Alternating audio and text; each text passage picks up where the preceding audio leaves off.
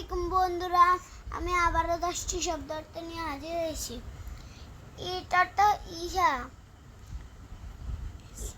is অর্থ হয়, এ অর্থ একটি, সি অর্থ সে,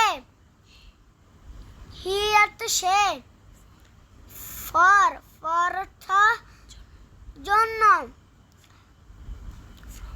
ফ্রম অর্থ থেকে, এন্ড অর্থ এবং,